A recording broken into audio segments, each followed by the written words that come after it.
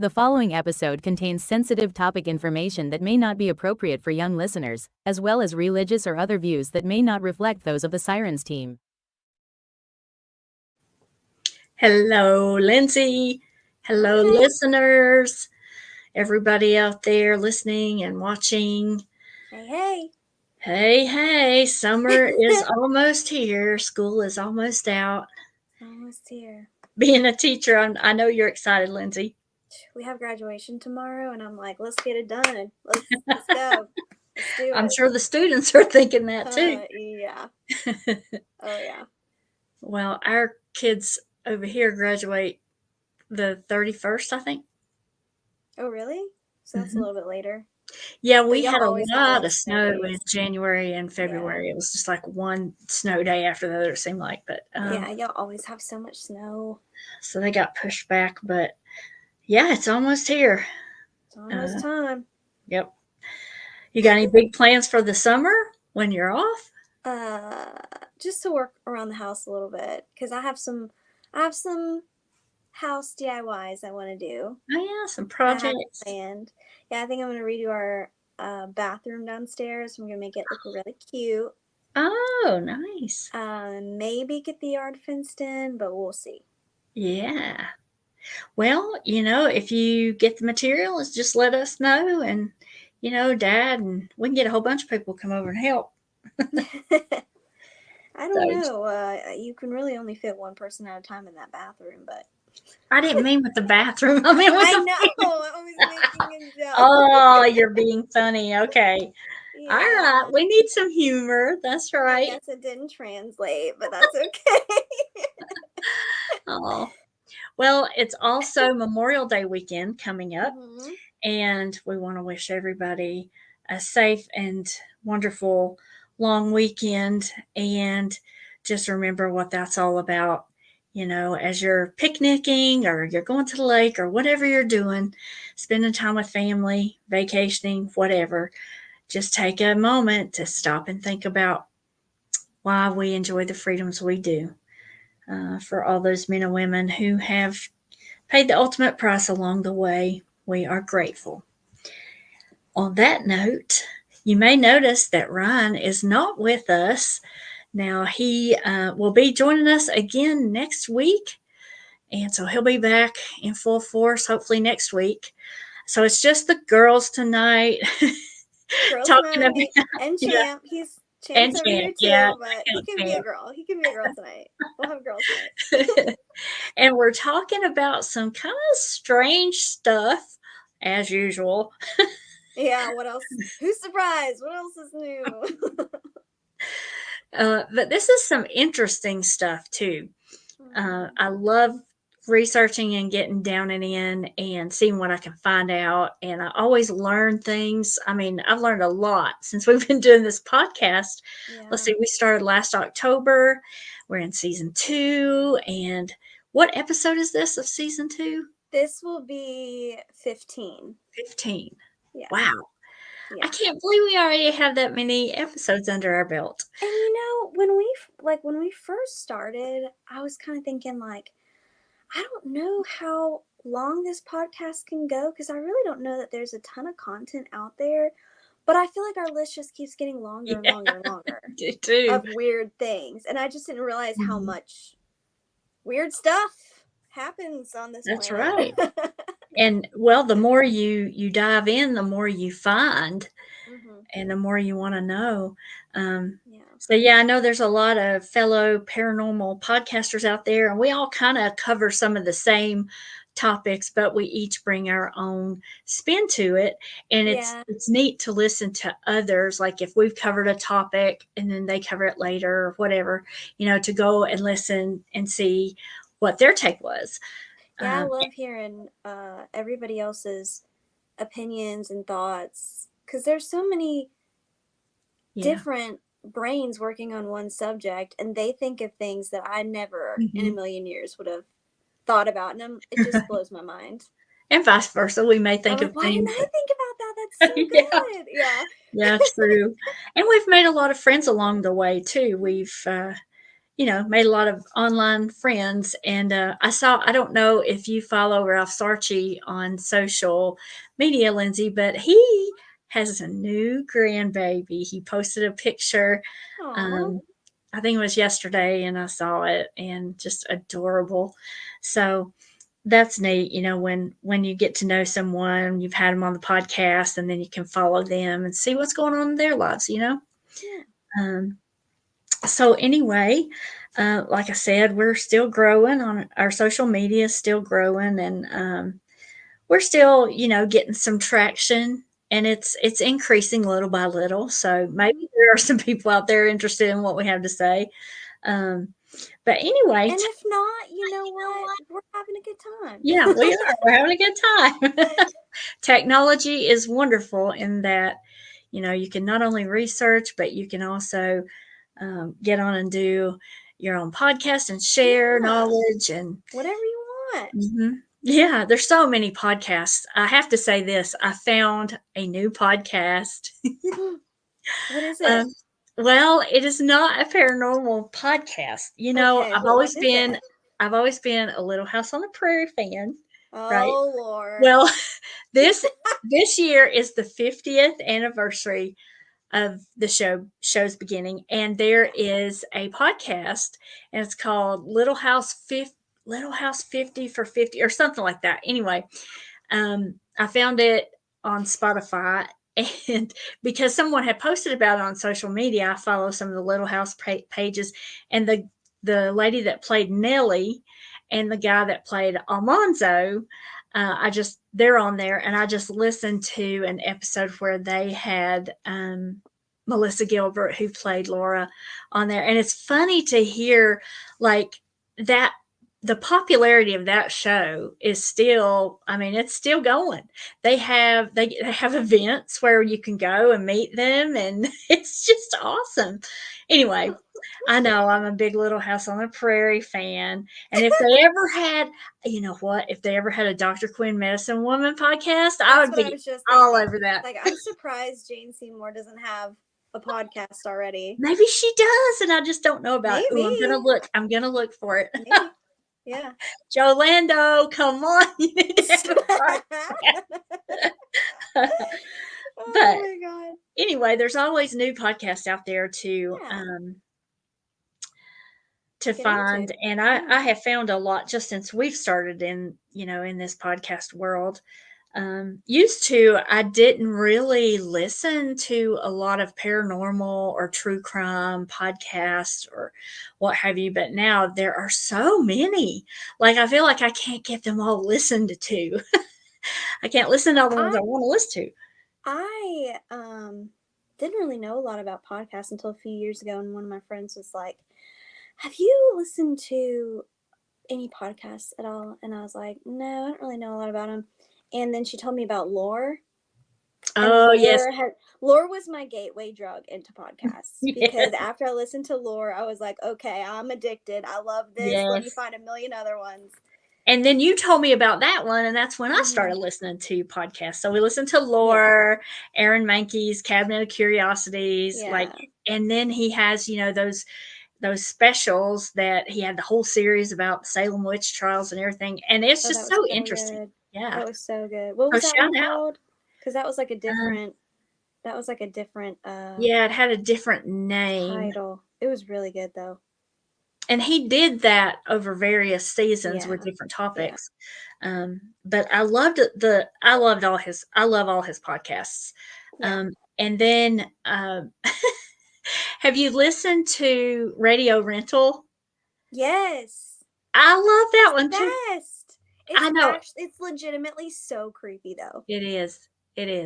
Like Rainn Wilson is the one that hosts it, and he has such good comedic relief, and like his character that he brings to the show kind of like plays it down a little bit, but the stories are legitimately so creepy because it's real people telling their own stories, and it's just. So who would have ever thought that Dwight from The Office would have his own podcast? But I think. Some of the females on that show have their own podcast too. Angela Kinsbury, I think, and the gal that played Pam they do something called the Office Ladies or something. Jenna Fisher, I think. Yeah, Jenna Fisher. So there's all kinds of podcasts. Most TV shows or series now have podcasts, and you can listen along. Like if you just watched episode 2 last night, you could listen to the podcast about that episode the next day and hear behind the scenes things. And I think that's really cool. And podcasts are a trending thing. I don't know how long they'll be trending, but Been yeah. around a while. Mm-hmm. And it is the perfect thing to do while you're driving or on a trip or like on a plane. Download your podcast and, listen to it. But anyway. I don't know how we got off on this tangent. I don't either, but we did. It's okay. We're just chatting. We're just chatting. It's girls' night. We're just chatting. So after we recorded last week's episode, and I hope everybody went back and listened to your scary stories, personal firsthand experiences, we decided that we would tackle the topic of time slips, glitches, and other dimensions. Mm-hmm. So I took time slips, and I really went down a rabbit hole with that. I did too. I gave myself a headache. I took glitches, and my brain hurts a little bit. Your brain hurts. Yeah. I'm like on the computer almost all day at work. So then I come home and I'm on my phone or I'm on, the laptop doing research or social media or something. And my brain is pretty tired this week too. Yeah. But anyway, I guess we can jump right in. Okay. So I'll go first and I'll share kind of some of the things that I found out about time slips. You just let me know when you want me to pull up your pictures. Okay, I will. Okay. I will. And of course, when we say time slips, we're not talking about the little, thing at your job. You punch the clock. I don't think anybody knows what that is anymore. Oh, okay. Maybe they don't. That's old school. I'm aging myself. Yeah, we used to really have to do that. Okay. So on the website, psychologytoday.com, which is, I feel, pretty legit. Pretty reputable. I started trying to find out what's the definition of time, because that can be kind of relative depending on where you are in the world, of course, and if you are in outer space somewhere, like if you're on another planet and a day there lasts 20 of our days, so it can be different. Yeah. So this website said the nature of time is one of the biggest mysteries in science, and scientists even do not understand what it is, at least partially, because it doesn't behave the same way in all circumstances. For example, did you know that clocks installed on airplanes or even further away on satellites record time at different rates than here on Earth? I did not know that. Like the further away you get from the Earth's center of gravity, it changes? I guess it didn't really go into detail about why it changes or how much. I didn't know that. I know, that's weird. But, over the years, we've had genius minds who have looked into these things. And everybody's heard of Einstein. The physical component of time was explained by Einstein, who more than 100 years ago revolutionized the idea of how time actually works. His theory was that time and space are inextricably linked together. He also found that the universe has a speed limit of sorts, and that is the speed of light. So while time... I'm going to talk about that too! Oh, cool! Overlap. Sorry. And it's at 186,000 miles per second, I think. I mean, it's crazy fast. Yeah. So while time and space are linked, nothing can travel faster than the speed of light. Okay? Yeah. So another website that I found, I just took fragments from some of these websites as it related to what we're talking about, says that time slip phenomenon has been defined as an event where a moment from the past spontaneously intrudes on the moment on this present moment through unexplained means. like the past is just suddenly like right here with the present. It's really weird. Kind of collides together. Yes. And then on another website described it this way, and this website was vcorner.medium.com. It said time slips, also known as temporal displacement or time warps, is a phenomenon in which an individual experiences a sudden shift in time and space, because remember, they're inextricably linked. Mm-hmm. This can manifest as a feeling of being transported to a different time, period, or location, or even as a brief glimpse into the past or future. And we're going to talk about deja vu in just a minute, too. Okay, so there are many explanations for this phenomenon called time slips or, time warps. One of the scientific explanations has to do with quantum mechanics. Now, this is way above my head, so I try to break it. So, quantum mechanics is a branch of physics that deals with the behavior of matter and energy at the atomic and subatomic level. Some scientists propose that time slips might be the result of quantum mechanical processes or the collapse of wave functions. And according to this theory, the collapse of a wave function can cause a sudden shift in the probability of an event occurring, which can lead to a sudden change in the observer's perception of time and space, or the existence of parallel universes. According to this theory, the universe we live in here is just one of many possible universes, and time slips are caused by the observer crossing over into one of the parallel universes. Okay, another scientific explanation, and we'll talk about, we can talk about these. That just went right. I know, right? Well, what I took from it is that, it's almost like two dimensions are beside each other and they get too close together and like one intrudes on the other or something. Dips into the other one. Yeah. Yeah. Okay.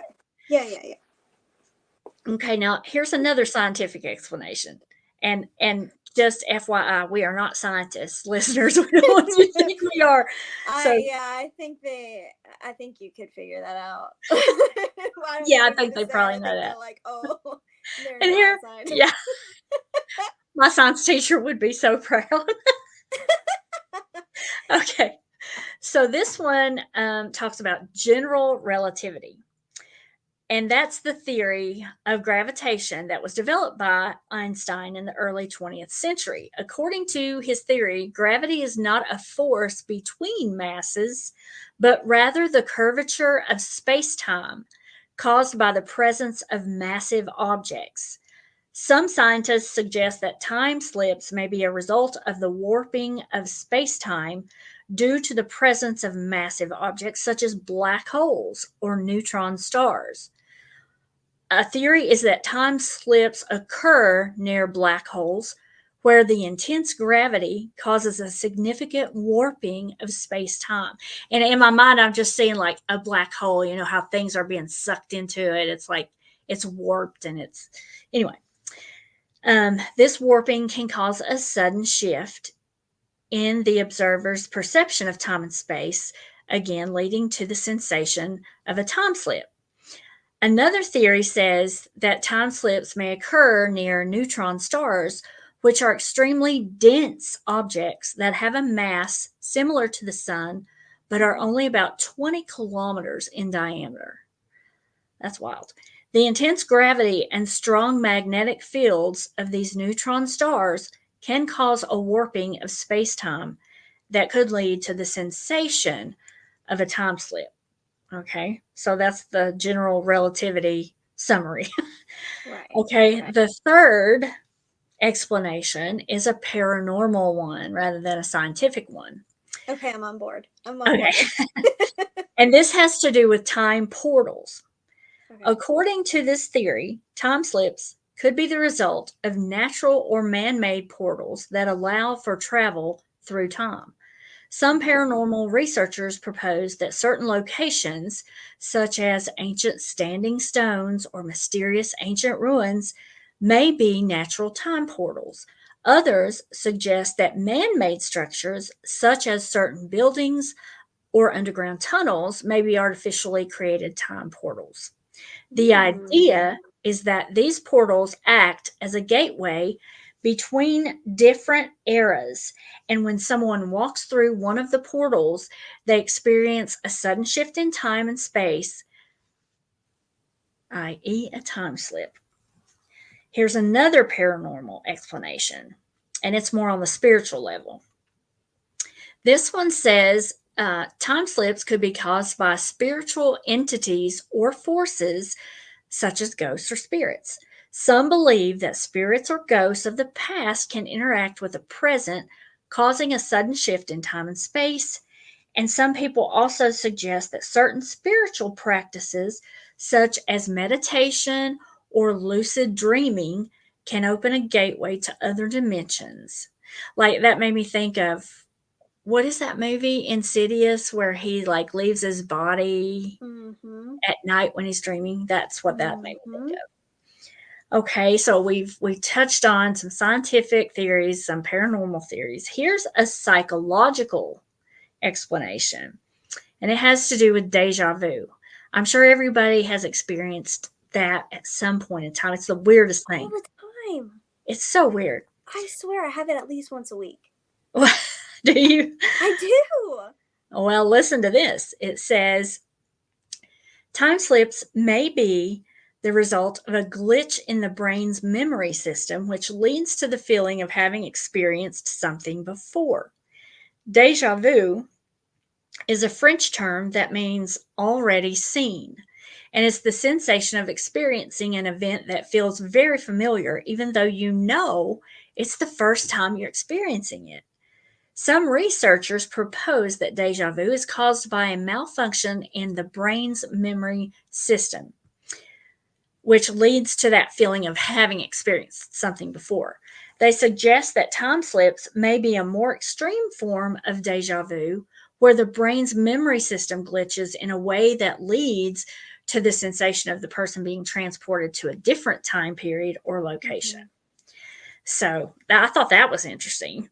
And then we move right on into another psychological explanation, hallucinations.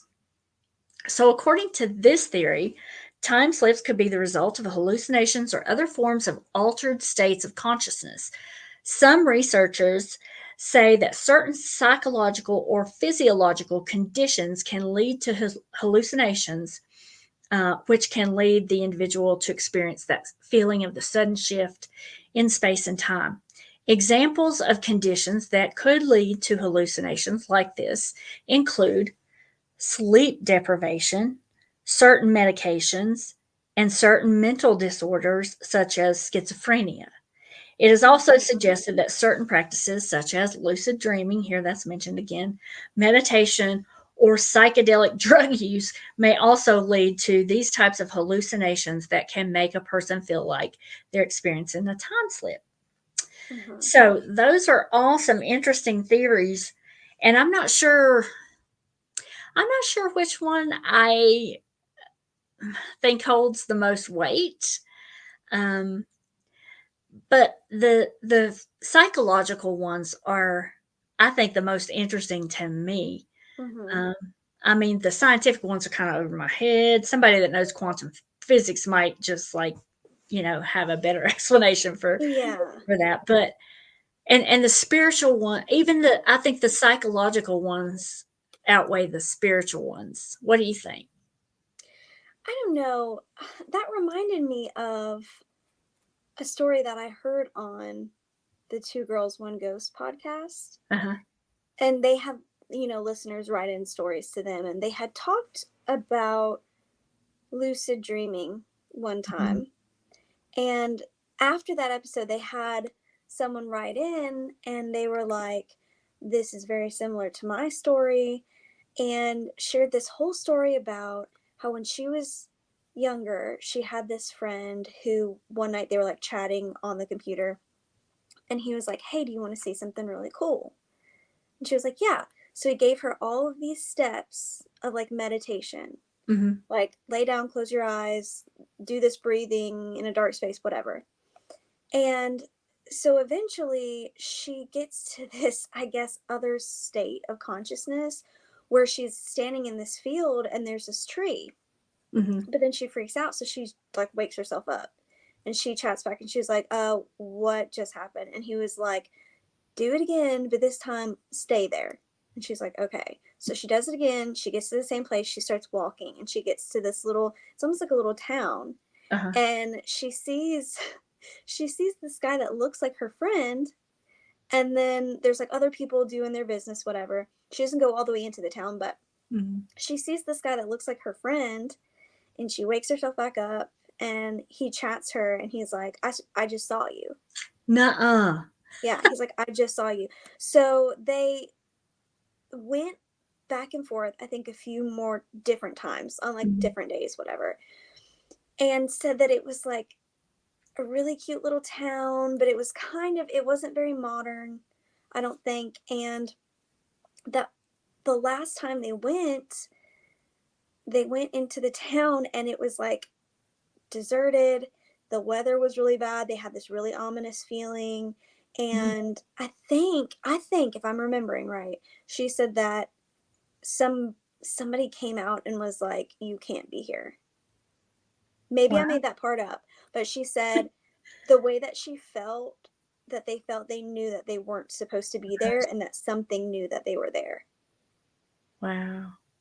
Now, that was really strange. I don't know if that's a shared hallucination or if that's like truly meditating and going to another dimension or a time slip or what, but I just think stories like that are so interesting. Because I've tried to lucid dream before and I cannot do it because I can't shut my brain off enough to even go to sleep at all, much less lucid dream. So I'm always so jealous of those people that lucid dream and they're like astral projecting. They can go out of their bodies and just like fly around at night. Like I could never. Are you kidding me? I'm lucky if I even go to sleep for an hour. That is an interesting story. Yeah. Like they reached a level of consciousness that was like they were in different places, but they were in their minds in the same place. That is so crazy. In the same like shared dimension. And you know, I was scrolling on Instagram and this doesn't have anything to do with anything that I was researching, but this video just popped up on my For You page on Instagram. I have the weirdest assortment of things that pop up anyways. And it was this scientist talking about how they did MRIs of monks to see what their brains looked like and like brainwaves and everything. And she said, you know, when animals are really intelligent, the brain creates the waves, like the different little parts of your brain. And if you are more intelligent, you have more waves. Animals that have less intelligence, their brains are kind of smoother. They don't have as many waves. Oh, okay. And she said when they did the MRIs on these monks, they had more waves than usual humans. And she said, I think it's because they do these meditative sessions so much that she's like, I don't know if it's connected to like a higher consciousness or like a higher intelligence, a higher being, but that they had more waves than was usual. Huh. That is interesting. I don't know. And I don't know what that means. Like, I don't know what that speaks to about, does that mean you're getting to a different place consciously and your brain knows that? And my brain's like, why aren't we there? Well, you know, they say we only use 10% of our brains as humans. I don't know if that's true, though. Is that true, or is that just like a thing that people say? I mean, that's what science has said. I don't know how they do it. I'll be honest. At night when I'm like trying to go to sleep and I'm trying to shut my brain off, it definitely feels like there's more than 10% of my brain on. It feels like there's like 99.9% of my brain that's like. Can you imagine though? Can you even imagine if it is that you're only using 10%, what it would be like at 50%? You never get sleep. So maybe it's like a self protective thing, you know, that my brain's like, girl, you can't handle anymore. You can't handle more than 10%. We gotta right. That reminds me of that movie. What is it called? Lucy, where Scarlett Johansson. I love that movie. That is so interesting. Wild. Yeah. I thought it was like really it was really out there, very science It fiction-y, but I was. thought it was an interesting concept for a movie. And what happened as Yeah. her brain function increased and all the Kept things she using could more and do and more. see. Yeah, Yeah. it was crazy. But Crazy. I like that one. Yeah. So we've talked about some possibilities of what could cause the sensation of, a time slip. Now, like I said, there have been people, studying this for a while. And even, I don't think we have scratched the surface of what our government has, tried out and tested about ESP and altered states and other dimensions and all of these things. Don't But get me one, started. I know that's a whole other episode. Don't even get me. But I wanted to share like some notable time slip accounts because there have been numerous accounts, okay, throughout history. And some of them are more famous than others and more widely known, and others are less well known, but they're still intriguing. So I'm going to have you pull up our slides, and um, people are going to be like, "What the heck is this?" Okay, It's interesting. It's this all that's interesting. this is a U.S. Navy ship called the USS Eldridge. Okay, and this story is pretty famous. I even found a movie called The Philadelphia Experiment Oh, wow. that was made in like 2013 or 2014. Yeah, don't waste your time watching it. It's really, really, the CGI is just like, whoa, we've come so far since then. But the Philadelphia Experiment occurred in 1943, allegedly. I should say allegedly, okay? According to the account, the U.S. Navy conducted an experiment to make a naval ship, the USS Eldridge, invisible to radar. The experiment reportedly caused the ship and its crew to disappear, then reappear in another location, leading to the sensation of a time slip. Some claim that the crew members were affected by the time slip. They reported experiencing disorientation, hallucinations, and even temporary insanity. Okay, and I'm not going to get into the whole deal, but go look this up. This is interesting. It's interesting to read about this. And the Navy has never come out, I don't think, and said, yeah, we did that, or no, that's just ridiculous. We never did that. They've just kind of not said any, like not addressed it at all. I couldn't find where they had addressed it.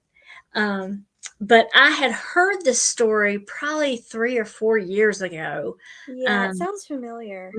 I think another podcast that we listened to covered this story like as an entire episode, and it's really interesting.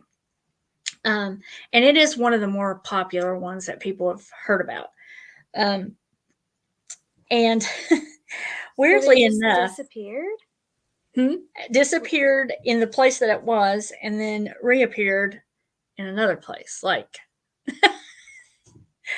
and you can read. There are some eyewitness accounts out there that you can read, because this is, 1943. It's not 100 years ago. Yeah, but It's been a while. It's been a while. Been a while. But someone thought to write down some of the eyewitness accounts, and they're out there. I didn't bring them into this because I didn't know how. It's hard to tell on the internet what's the real deal and what's not.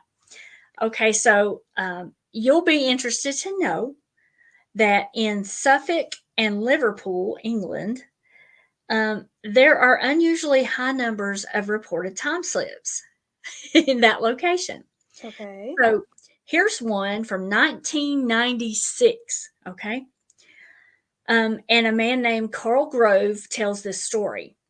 He said on Saturday, the 7th of July, 1996, an off-duty policeman in Liverpool named Frank was planning to go to Dylan's bookshop to meet his wife.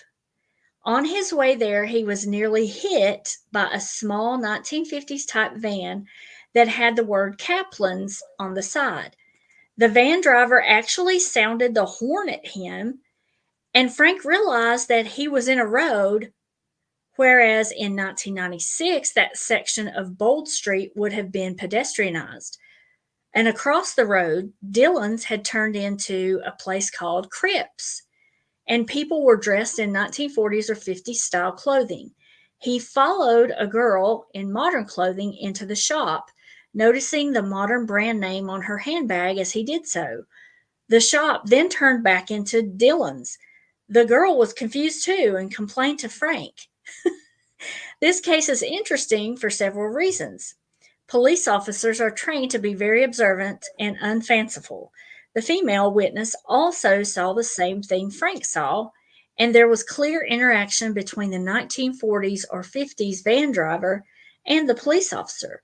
Fourthly, after the case was aired on a live radio show by Tom Sleeman, people called in to confirm that Dillon's had been named Cripps in the 1950s, and that there was Whoa.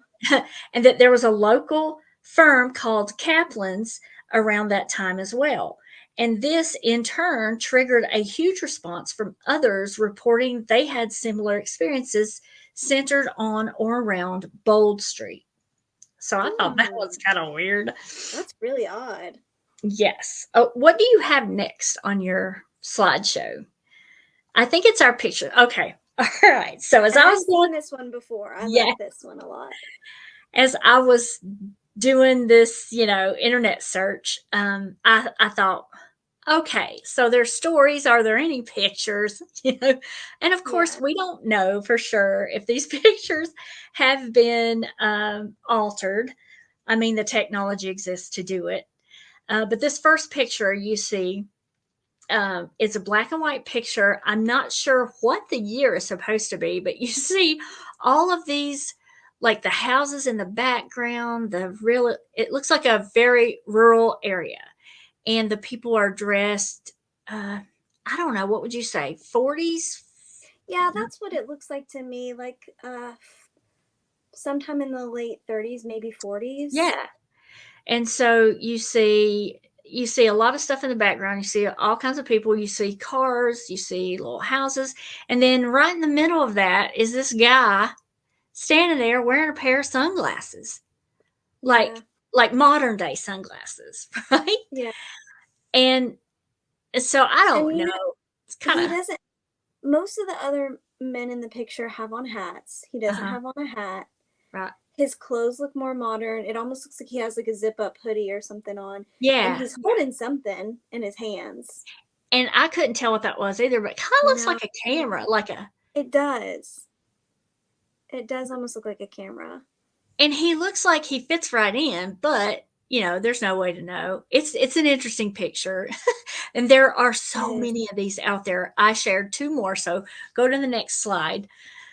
So here's another picture that looks like it could be from that time frame. And you see the women, have on dresses. The men have on suits and hats. And the storefronts look, but from that time period. And then you see this guy over here in blue jeans, sneakers, and a white T-shirt holding up what looks like a cell phone taking a picture. So I had to say I'm a little skeptic about these. But I just got them because I thought they were fun to look at, Yeah, and then, they are. It's fun to think about. It's fun to look at. Yeah. But I do think it's also very photoshopped. Yes. Because he looks so clear compared to everything else in this photograph. Yeah, you're right. And he's in the foreground. Cameras were not very stabilized back then, and you can tell the difference between old-fashioned cameras and good cameras just in this picture. Just from this one. Yeah. So this is from Weird World YouTube channel. This one was from. Now go to the next one. I just thought this was hilarious. Not because of the modern day girl over here on the left, but because of the actual people in the picture. The girl he's working it on the right. Ooh, yeah. So anyway. Show.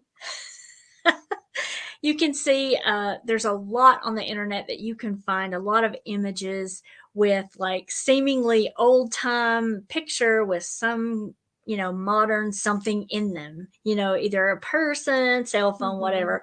But I just thought that was kind of a cool little aside. It's Now hard bring to up, make it convincing though.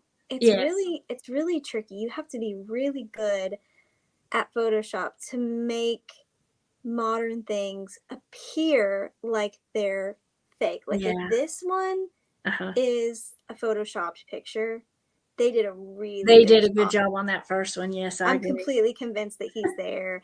The lighting doesn't look different, the Yeah, quality doesn't look different. But I don't think it is photoshopped though, is the thing. I you think the don't. other two are for sure, but this one feels like a real picture. And Yeah, because they're, maybe well, and maybe that guy to us seems modern, but I mean, I don't know all the fashion trends right. back I don't then. He could either. have I just mean, been it a could have different, been that they had sunglasses. like a younger person who just dresses how they wanted to dress. I don't know. Yeah. Yeah, that's a really good Photoshop. First, okay, now this book that you've just brought up, this book Mm-hmm. is called Time Storms, and it's Mm-hmm. by Jenny Randalls, and it's amazing evidence for time warps, space rifts, and time travel. Now, in this book, Jenny Randall gives the 1973 account of Paul, a man named Paul. He was 21 years old. At around 2 a.m., he was driving home from a dance, passing through the English Midlands village of Little Houghton, I guess is how you say it. I don't know. Houghton. He had drunk very little, knowing that he had a long drive home. Just after passing the church clock, he lost all sense of time and presently found himself on foot at Brahman, many miles away. His car was gone. He was soaking wet, though it was not raining, and it was now 7 a.m. A friend helped him find his car, which was now in a muddy field near Turvey, about 15 minutes' drive from where he started. The gate into the field was locked. There were no tire tracks in the mud. If it is argued that Paul merely had a blackout or was in some kind of mental state, the location of the car and absence of any accident or tire tracks would remain very hard to explain. Yeah. Many similar versions of this experience have been reported, and a man named Paul Rainbow had one in the same location in 1988, which involved a sudden motorcycle failure, a strange egg shaped white glow in the field, and a familiar descent of total silence. He seemed to lose an hour and a half in just moments. We are clearly in very strange territory, but in both these cases, the witnesses effectively or allegedly traveled forward in time. And while all this might sound like science fiction, okay, and it really does, Yeah. the brightest this is some interesting stuff we're getting ready to get into. The brightest minds among us have been conducting real life experiments for many decades since the Philadelphia experiment. MIT Technology Review speaks about a large hadron collider called the Mm-hmm. LHC. It is, and you can bring up the next picture, an underground ring, which is shown here, 17 miles or 27 kilometers around in a big circle on the border between Switzerland and France. Okay, and so this was in the Mm-hmm. news a lot recently because we had the eclipse. And that Mm-hmm. was the first time I had ever heard of this. Okay, Really? yeah, it was the first. I was like, what are they talking about? So I had to go and look it up. And it's just fascinating to me. Okay, so a Yeah. little bit about what this is under the ground.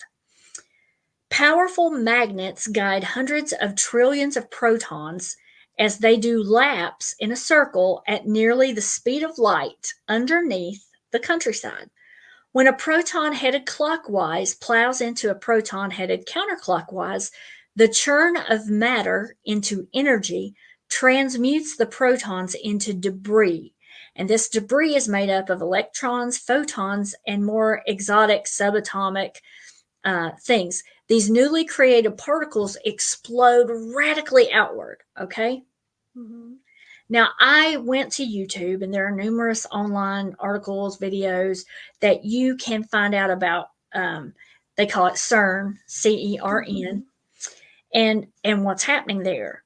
But I do feel there's been knowledge discovered that scientists are not making public. I don't think they're making all of their Oh, absolutely not. even what they're trying to do. I don't think they're absolutely not being 100% straight with the public about that. Because I think that it's knowledge that would probably sound really far-fetched to us. But remember how far-fetched and ridiculous it would have sounded if you told someone who lived 150 years ago that we would be able to fly from one side of the world to the other. Fly, that sounded like science fiction back then. So I would, if you're interested, listeners, in things like this, in what's really going on, this is an interesting rabbit trail to go down, because there's so much about it. And of course, I don't understand. You can bring the next pictures up. I've got 2 more pictures. This one, it shows you the, circular tunnel that this travels particles through. go through. Yeah. And so it's like a tunnel and then like another smaller like metal tube almost. So the particles go through the metal tube. Yes. Yeah, I'm assuming. And it's amazing to think about. There's a lot of theories about what they're trying to do down there. And during the last eclipse that we had in April, I read all kinds of stuff that the scientists were going to try during the eclipse to do something with this that opened up another portal to another dimension or a wormhole or something like that. But it reminded me almost of Stranger Things, like some of that. But there's one more picture I've got, if you'll bring that up. And this is from phys.org, phys.org, and it's another picture. They can't get the whole thing in one picture because it's so huge. 17 miles long. Yeah, and it makes you wonder. They've spent billions of dollars here. And when was this built? When was it first built? Let's see. When was this built? I think out of all of my notes, I don't have that. I don't have that, but it's, it's not. Let me Google. I'm going to Google it. Yeah, Google it and find out.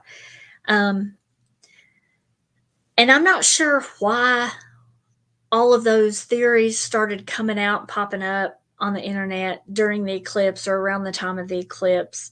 But they say that, and you saw from the first picture, if you just traveled to that area, you would never know that that's there under the ground. Right.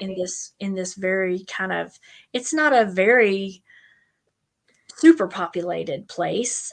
So I found that it was built from 1998 through 2008. Okay. Which is understandable because it's underground. It's a huge tunnel. But I always heard that when CERN and the Large Hadron Collider really started taking off, like really started figuring stuff out. Apparently, I don't remember when the God particle thing came out, but in 2012, remember, everybody thought the world was going to end. Yes. At like December 21st. Wasn't it because of a Mayan prediction or something? A Mayan prediction. But people are convinced that 2012, because of all of this going on with the Large Hadron Collider, that it took us to another dimension. So we're on a new timeline now. And we just don't even know and that's where all these Mandela effects come from, which is a whole nother episode. But then I heard during the eclipse, people were like, oh yeah, we're going to go back on our original timeline during the eclipse. I don't know why. I don't know why, but I was like, okay, that's fine, I guess. Let's get back on it. So are they saying that, like, in the old timeline, 2012, our dimension was destroyed, so they had to get us, like, was going to be destroyed, so they put us on another dimension? I don't know. I don't know that it's so much dimensions as like a different timeline. Okay. But I guess that's the same thing. Yeah, I don't know that it would be destroyed. I think we just got put on a new one. And my brain cannot wrap around how No. that would be possible. I know there's a lot of crazy stuff going on down there, making all kinds of stuff happen. Yeah.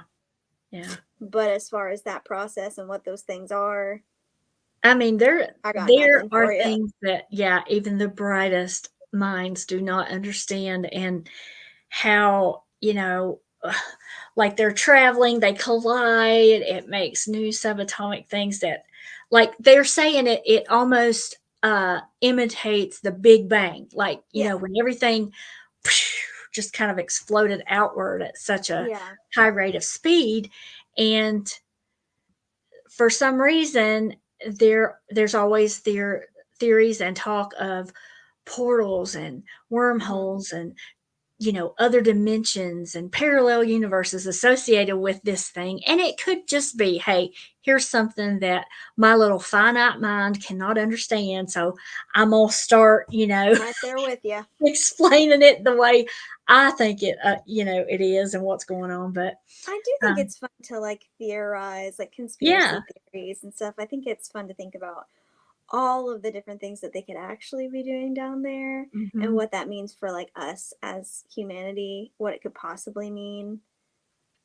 it means I don't think I'd want to live right there above it. I know, can you imagine living in that little village right on top of, Mm. like, right in the middle of that whole. I wonder if they experience some weird stuff. Like, I wonder if There's, they have yeah, almost like like, paranormal sightings or yeah, like something shifts like that. in the magnetic Like weird forces. energy or something. Yeah. Yeah, They have to. They I have to. know. You would think. I mean, of course, it's deep.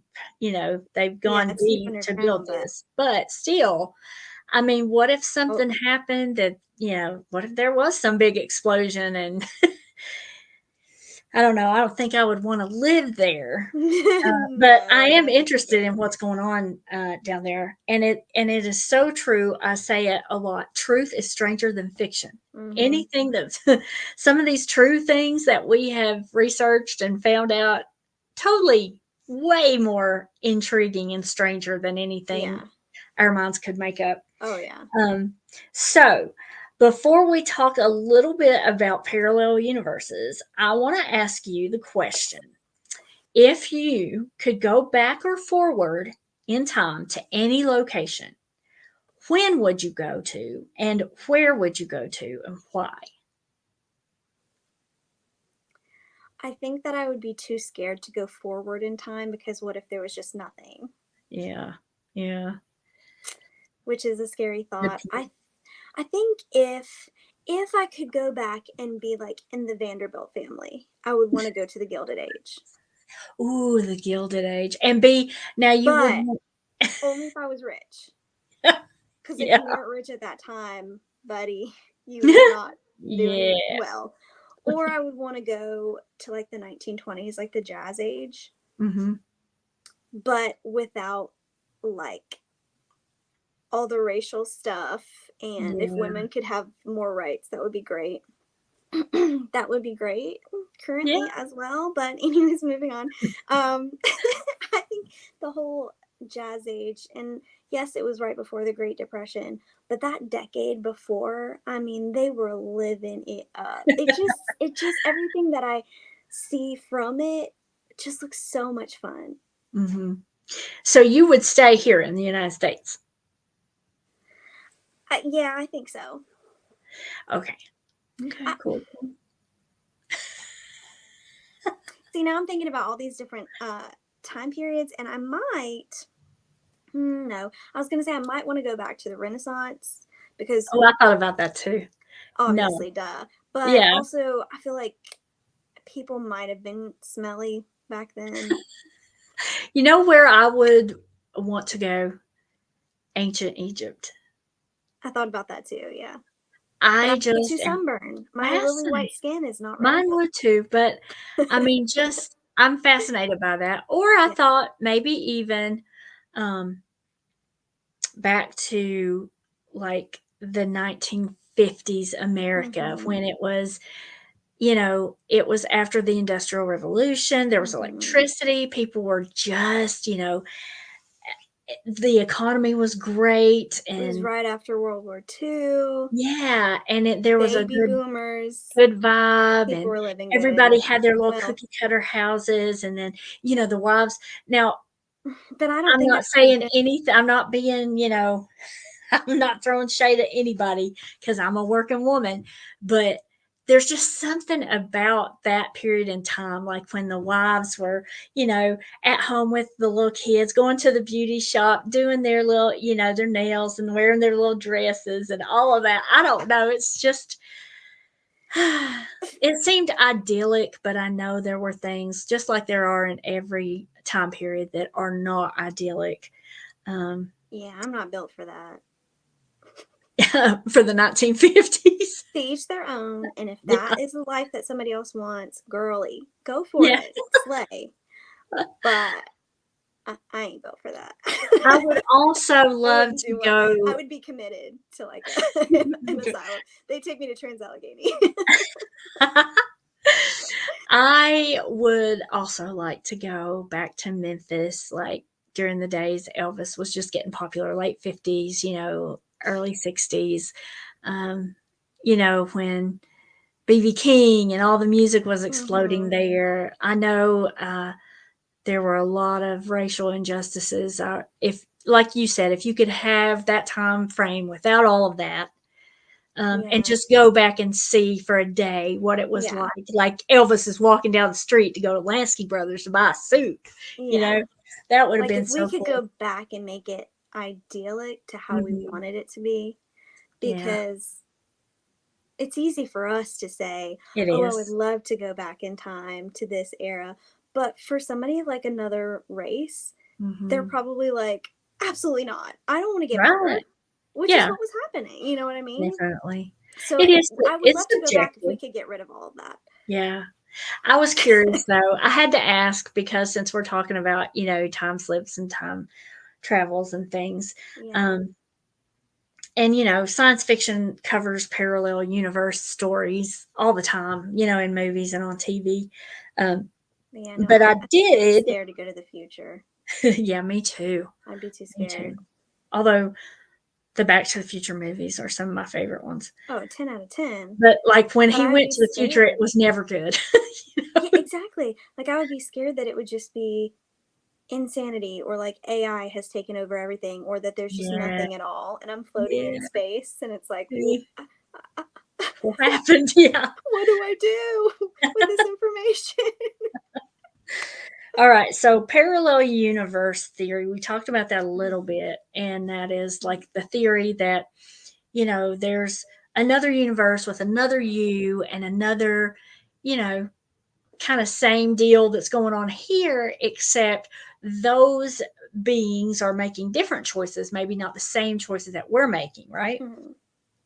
In this universe. So, a parallel universe, I guess, could be explained as an alternative universe different from us.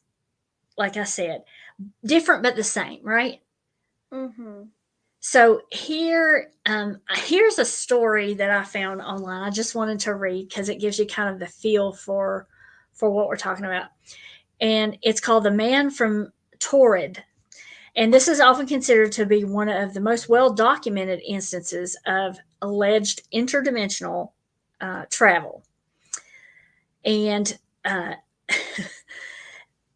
so it happened in 1954, so that's not super long ago. But Japan's Haneda Airport was checking passports of passengers just as they normally did. One passport was a little different and belonged to a well dressed businessman who spoke fluent French and Japanese. The alarming difference that made security officials pull the man aside was the fact that he somehow seemed to be out of place. They started questioning him, assuming that he might be a trafficker. The man was confused. He said he was from Torrid and that it was a country situated between France and Spain. Customs didn't believe him, and he didn't believe Customs when they said that Torrid didn't exist. He was annoyed and showed them his passport, which said he was from Taured, Taured. The man, who was becoming increasingly distraught, was desperately trying to prove that he was correct. The passport had a number of official stamps from other countries. All of them appeared to be legitimate. But the passport itself, it didn't seem fraudulent either. But it was from a country that never existed. Customs officials took the man to a local hotel to spend the night while they investigated further. The hotel room was guarded so the man wouldn't escape if he was a trafficker, right? Mm-hmm. So he agreed he would stay in the hotel room. He entered the room. That was the last anyone ever saw of the man from Torrid or of his passports. Both he and all of his personal effects disappeared in the night, despite many of them being miles away in airport security's hands. So airport security still had his passport and some of his belongings. He was locked in the hotel room with guards outside the door, but in the morning, all traces of him and his belongings is gone. Gone. And that little mystery has never been solved. And that's another truth is stranger than fiction, right? I mean, that sounds like a movie. It does. It sounds like a plot to a movie. Yeah. Somebody should make that into a movie. Maybe they have. I don't know. That is so... Where did he go? I don't know. How did he get his passports back from security? I don't know. And can you imagine when the guards or, the police open the door in the morning to bring him and take him back to... He's just not there. And he's not there. And then they find out, all his stuff disappeared. What? I could never, because if I were one of the security officers, which I would never be, but if I was and I went in there and he was MIA, I'd be calling the news. I'd be telling everybody I knew, guess what just happened? You'll never believe this is the craziest story ever. Right. I'd blow it up. Well, and maybe it was. Maybe they did over there at the time. Maybe, because it was the 50s. Yeah, it was the 50s. So, TV was just, coming out, and technology hadn't exploded yet like it has today. But just such a weird little story. I just love that story. I mean, I want somebody to solve it, but how could they? There's no trace of him left. I mean, go interview people. That'd be awesome, Go interview some of those policemen. Dead. They're probably all dead. They probably are. That was like 70 years ago, right? Yeah, they're like probably 100 plus now, doing great. Yeah. But anyway. Oh, that was dark. I'm sorry.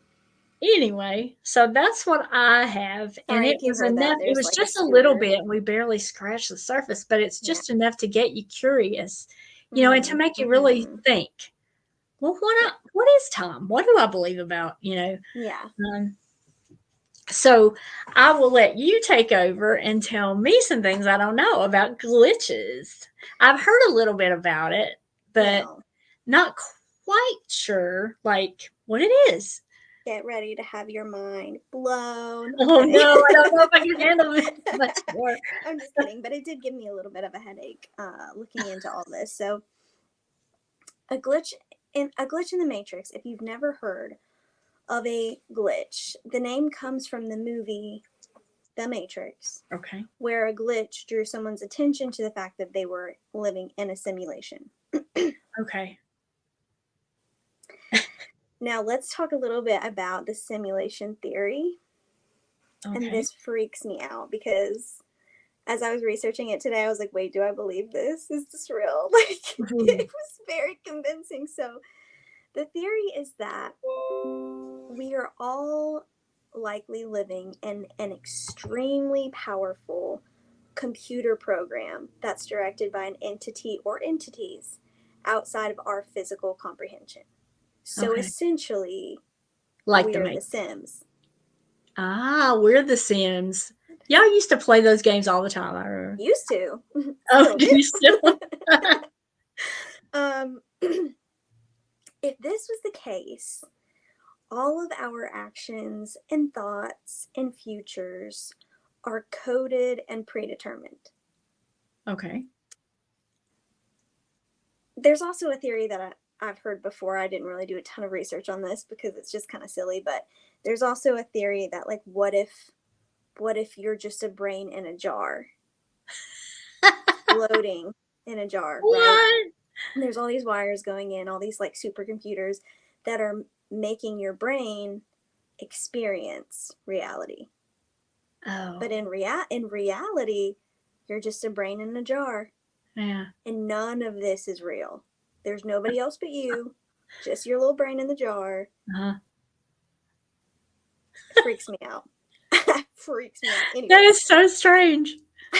Anyways, so in the simulation theory, there's a bunch of different options. So could everything just be coded in a program like the Sims game? Or are humans real and organic, but our surroundings are a simulation? Like our And dogs? I know. It could never be true. In that case, though, we already have things that can kind of do this now, like virtual reality, Mm-hmm. brain-computer interfacing, BCI, or AI. Mm-hmm. And the more I thought about it, the more I was like, AI could probably make a simulation like this whole idea in like less than a year with the rate that it's progressing and like doing all this stuff. And I just like, this podcast has really taught me that I cannot talk without my hands. Like I just Okay. use my hands all the time. Anyways, so this is what I was thinking. AI or this higher entity could be creating some powerful programs to make this real. Or is there some other entity making us create these things in our simulation like AI to see if it all turns out like their reality? Or are their creators doing that to them that do that to us to see, well, let's see how this reality turns out. Okay. This is turning into like the movie Inception in my brain. Mm-hmm. We're going down a rabbit hole. Okay. It's Great. just like when you're playing The Sims and you're watching the sim that you made play The Sims on their computer. That's probably playing The Sims on their computer. Yes. And it just keeps going and going and going. And there's all kinds of studies on this. I'll link everything in the show notes down below that I read, because there's some articles that I could dive into, but it would just make this like a 3-hour long episode, and we already go so long anyways. But anyway, it was interesting to me because one of the scientists was like, it could very well be like a powerful, really smart entity or other being that's controlling this. Or what if the simulation program in whatever dimension that is controlling us is already so advanced that anybody can control it, and my life's just being run by some teenager somewhere that's just seeing, hey, let's see what happens if we put this girl here, you know what I mean? Yeah. And that was a little convincing to me, because I would buy it. I could buy that. But it reminds me of one of those funhouse mirrors where you look like you look in the mirror and you see yourself like and yourself infinite, and yourself and yourself. Yeah. And it just makes my brain hurt to think about, because one of the articles with the research that kind of went over my head, but I kind of got it a little bit, was saying that in computer code, like if you make a simulation or if you make some kind of program, there's always something that's like the limit or the constant. So I guess in this case you could say, like, as far as code and computer programs go, they can only hold enough space. So that space is their constant. They can't go over that amount of whatever. Well, scientists got to thinking about it, and they were like, well, what would our constant be? What can't we get more of? What can't we do? And then they mentioned that the speed of light is kind of like, if we're talking about speed, that's the fastest you can go. You cannot go past the speed of light. It's so incredibly fast. And I was thinking, I was like, oh my God. I was like, is that our constant? Like, is that telling me that I'm in a simulation? And then I got to thinking, what if my brain somewhere deep inside one of the folds knows that I'm in a simulation and it's having me do this research and it's trying to tell me you're in a simulation. And then I felt like such a psychopath. I was like, okay, I have to stop. Like I'm going way too deep into this. Whoa. But it reminded me of that movie Don't Worry, Darling. Have you seen that with Florence Pugh and Harry Styles? No, I haven't. It's really, really good. And I recommend you guys go watch it. Because it kind of mixes in like life in the 50s and brain control a little bit and reality and what's not reality. It's really, really good. Okay. It's what it reminded me of. Is it easier to understand than the movie Inception? Mm-hmm. Okay, yeah. No, good. it is. It is. Inception's kind of, it can be tricky, but it's a good movie. They're both good movies. It is. It is. I mean, I was so mind blown at the end of that movie. I was like, what? I don't know. I just like the more I think about this theory, the more I'm just like, well, but who would be controlling it? And how did they get this software? How did they do that? You don't think and of it like, being like God or... No, because I feel like in that case, it wouldn't be like a supercomputer kind of. I'm thinking of it as more like The Sims. Okay. And then in my mind, I'm like, okay, well, when I play The Sims, I know it's just a game, but in my mind now, I'm like, do they know that they're in a game? But then I'm like, of course they don't, because they're not real, dumbass. Like, but my brain goes way too far, and I just think it's such an interesting that's theory. An path to go down. Just like living normal everyday life, I would never think that could be actually what's going on. But of course, somebody that's scientific, especially somebody that's getting into all this AI stuff, could probably very well see that could be a possibility. And that freaks me out. Yeah, that's a freaky one to think about. It freaks me out. But then I also, and this has been months back, I read this article about how free will is debatable. Like, do we really have free will? Because your brain knows the decisions you're going to make before you make them. And I don't know how they tested this.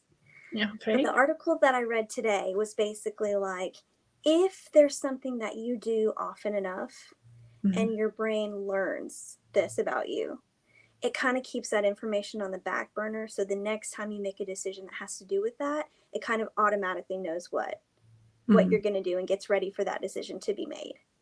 And it really weirded me out, because sometimes I feel like I'm this little tiny person inside my own brain, and my brain has the ability to be so powerful and so smart. But then there's just little old me, and I'm like, I'm sorry, we're not living up to our full potential. All this is going right over us, and I know that, but my brain. But who is living? Who is living up to their full potential? And you know, when you said that, it's like it brings to mind that what came first, the chicken or the egg? Because doesn't your brain make the decisions initially, like for you? I mean, your brain is linked, and it's weird to think about. And it's weird to think about scientists know more about outer space and the bottom of the ocean than they do about our own brains and how they work. It's amazing. Yeah. But that is a weird theory that I've never heard.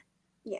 And anyways, I just went off on a whole tangent about the simulation theory, and I'm supposed to be talking about glitches. So let's get back on track. Okay. So glitches I guess glitches could also be time slips, weird things that you see that don't make sense. I do have a few little short stories that I want to share that are really interesting. The first one that I found it's short, but I thought it was really odd. It's just an odd story that it's one of those things like my ghost feet that I talked about last week. It's one of those things like, why would somebody make that up? Yeah. It's just so strange and out there. Like, Mm-hmm. why would somebody just, anyways. So this I found on Reddit, and it's from Modest Moss, and they said, I woke up when I wasn't supposed to, and there was a glitch. They said, a few nights ago, I woke up out of a dead sleep with my eyes open towards my bifold closet doors. As soon as I woke up, I saw the closet doors load in as if they weren't there initially. They appeared from the right side of my door frame, and then without any force acting upon them, slid into position and locked into place. So the doors weren't there. Like, they opened their eyes, the doors weren't there. They appeared, they loaded, like they're in a simulation, they closed.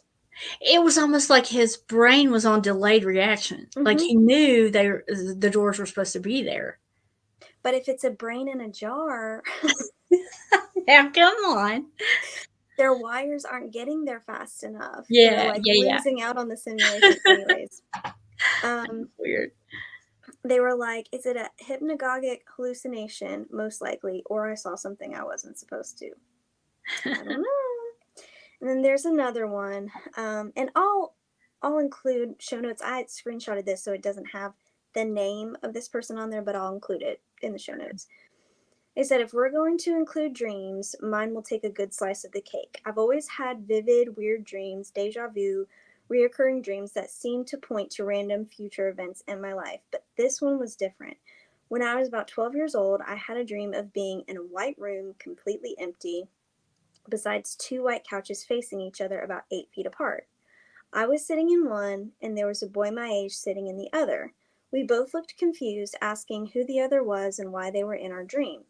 We ended up hitting it off, having a generally short conversation, and saying goodbye, never moving from our seats. Woke up, thought it was weird, but after a while I forgot about the whole thing. Then, 4 years later, I fall asleep one night to find myself in that same white room. I immediately recognized the room, the couches, and the now 16-year-old boy that sat in front of me. Both of us looked at each other and then began to cry. I told him that I can't believe how much he's grown. He says the same to me. We catch up on random life events like old friends and about this crazy connection we have and how weird it is. We end up getting up out of the couches to embrace each other. It was such a heartfelt hug, and I told him I don't think we'll see each other again after this. He agreed, so we just hugged for a while, cried, wished each other luck, and eventually sat back down on the couches to awaken the next day. I'm now 21, and I still remember these dreams vividly, although his face sadly fades from memory. I think about it sometimes and wonder if I'll ever meet my dream mate in the real world. Huh. So it's like, were they in a simulation and just taken out of the simulation for a couple nights?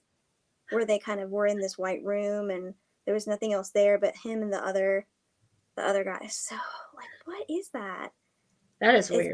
Are they having like a time slip into a parallel dimension? Both of them Right. at the same time? At the I don't know. same That's time, really yeah. weird. And it could just be like a completely weird, random dream. Right.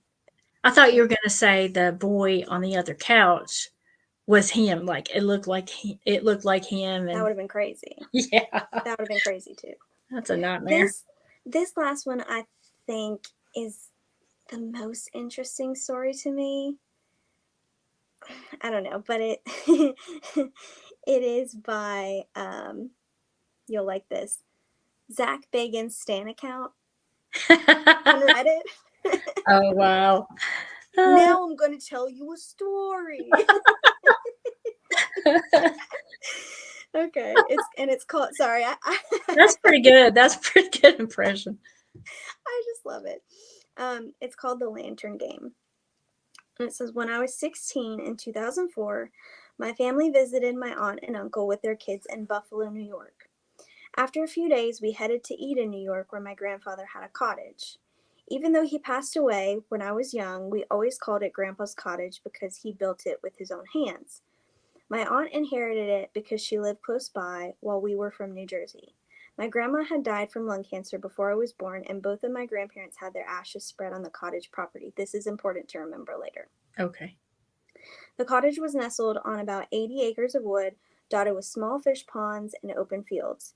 It was a place filled with memories of swimming in 18 Mile Creek, exploring the woods, barbecuing, having bonfires, and fishing. At night, my three cousins and my sister would camp in tents outside the cottage in one of the open fields. We played a game called the Lantern Game, invented by my cousin. Let's call him Timmy. We used a battery-powered lantern that we kept outside our tents for bathroom trips. The game was simple. One person would take the lantern into the deep woods, place it on the ground, and then return. The next person would go into the woods, find the lantern, and carry it even further before returning. The last one brave enough to fetch the lantern and bring it back won the game. We had a few flashlights at the tree line, and the distant sound of voices was our guide back. What a game. Yeah. In the So dark fun. of night in the woods. Okay. Yeah.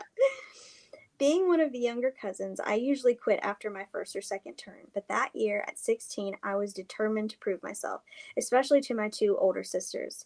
Timmy and his older brother Jimmy were legends at the lantern game. They would disappear into the woods for 15 or 20 minutes before returning, and Timmy or Jimmy always won. One night, it came down to me, my oldest sister, and Timmy and Jimmy. Just before my turn, Jimmy warned me to watch out for Grandma and Grandpa. Huh? I brushed it off, trying to act cool, but once I was in the woods, fear gripped me. My heart pounded as I thought of my grandpa, who I remembered as a kind man, but now as a dead, rotting body lurching behind me. My grandma was just a name and a face in an old photograph to me. I was about 3 football fields deep into the woods, struggling to find the lantern. I kept hearing noises, my mind racing. Suddenly, goosebumps covered my body, and I felt an electric charge. I couldn't hear my family anymore. Instead, I saw a small shack with a dim light inside about 30 feet away, something I had never seen before. I froze, thinking I might have wandered onto someone else's property, but it didn't make sense since this was my grandpa's property, and he has those 80 acres. Mm-hmm. The shack looked run down like something from a horror story. Time seemed to stop. I saw a wooden chair in front of the door. I told myself not to move. I didn't see or hear any movement from inside, but the light being on told me someone was there. After what felt like a long time, I gathered the courage to run. I bolted back to the tree line, my senses heightened. I ran as fast as I could, dodging trees, until I saw the flashlights of my cousins and sisters. I told them about the shack. We decided to go back together to find it, but it wasn't there. Even in the daylight, with my uncle leading the search, we found nothing. To this day, I have no idea what happened. We've walked this way to get to 18 Mile Creek, so we know the land pretty well.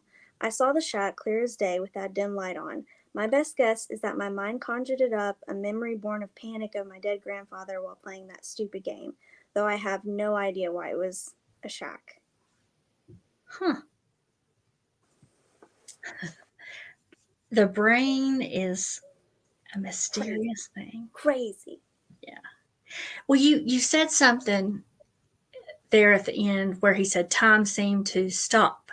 Mm-hmm. And that's, you hear that feeling in a lot of different ways, like time slowed down. I felt like I was, I felt like it was taking me forever, like to fall or to, and, I've said before on the podcast when we were talking about death and people's near-death experiences and how they say they start seeing, their whole life before their eyes. And it feels like a long time, but it's really only a few seconds. I think our brains are capable of processing or perceiving time differently. So if time and space are linked, it would just stand to reason that our brains can process the space that we're in differently as well. But I'm telling you, things that I will never understand probably, unless my brain just starts kicking into high gear and I start using like more of it. But I think that my brain right now is just telling me, let's just be done. We need to calm this down. We need to take a break. It's like our brains know we can only too handle. much. Yeah. Like your brain knows, oh Lord, she's going to worry about this all night and never get any sleep. It's my brain's fault because my brain does it. I know, right? So and that's what's so annoying too. It's like, you're going to overthink things and you're going to lay in bed awake at night, but you're the brain, so just don't do it. Right. Just don't. Don't do it. Right. But then I'm Yeah. also the brain, and like I can't not do it. So make it make sense. We're in a simulation. There's some teenage boy controlling my life, giving me all these scenarios. Like that'll be fun. Let's see what happens if I make her do this. Let's see what happens. Wow.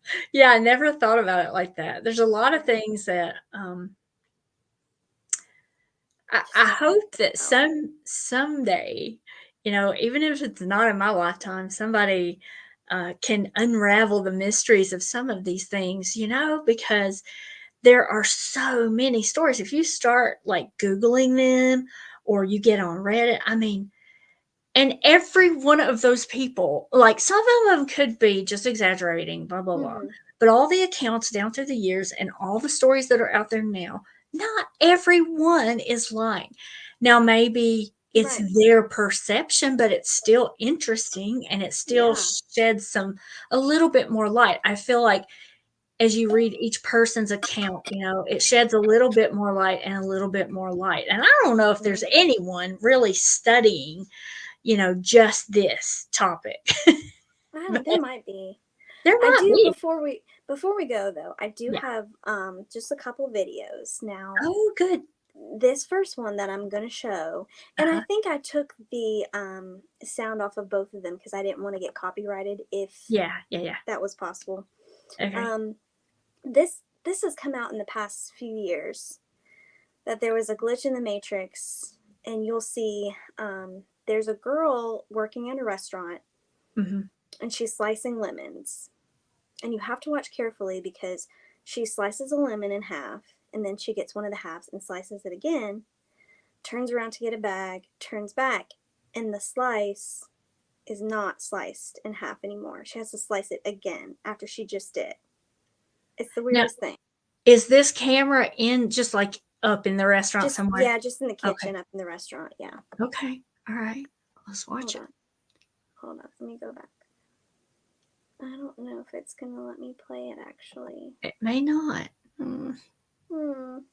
Okay, well, anyways, that's okay because I was going to link them below anyways because they're both very interesting. That's the first one. The second one is just a lot of random, really quick compilation of glitches in the Matrix that are cool. Just wild to look at. Now, could some of them be photoshopped? Probably. Yeah. But are they fun to look at? Yeah. Yeah, like the other pictures.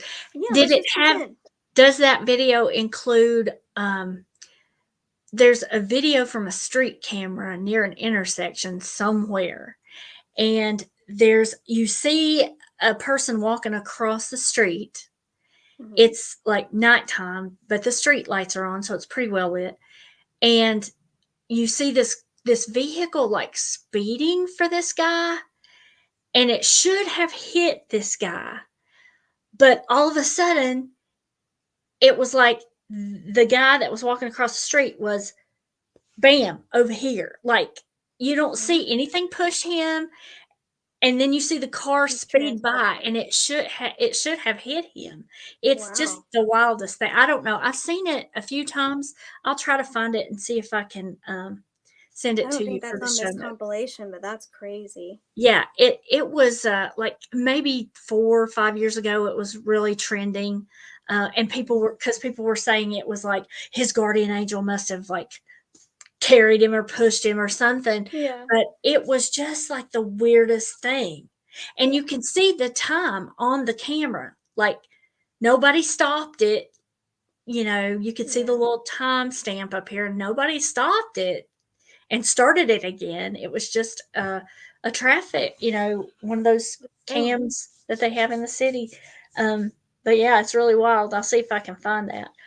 I'll make myself a note. And on that note, we're right at an hour and a half, so I guess we better go. Tomorrow's a work day, and I'm sure. Well, if you have any stories about glitches in the Matrix or time slips or parallel dimensions, send them to us at sirensofthesupernatural@gmail.com. Yes, we definitely would be intrigued and interested in hearing stories, no matter how crazy you think it might sound. We don't think that you know. I literally just told a ghost story about me seeing feet. Like, are you kidding? Yeah. Like, it can't get Where weirder than that. yeah, Trust. you're in It you're can't. you're in the right company. I have a weird story. So Yeah. also follow us on our socials. Um, we are at Sirens of the Supernatural at YouTube, Facebook, and Instagram, and then Supernatural Sirens on TikTok. And I like to get on there and have a little fun. Sometimes we'll put humorous stuff on there, but we try to keep it interesting. Um, we'll try to share some of the links and photos and Yeah. things, videos that We'll we've share talked about everything. tonight. Yeah. And we're not sure what we're going to talk about next week. No, we haven't decided. It could So if be you anything. have ideas, hey, send us an email. We're checking our email. We'd love to hear your idea of an episode you would like us to cover or a topic you would like us to talk about, or even a suggestion for an on-site investigation, which we hope to do some of those this year.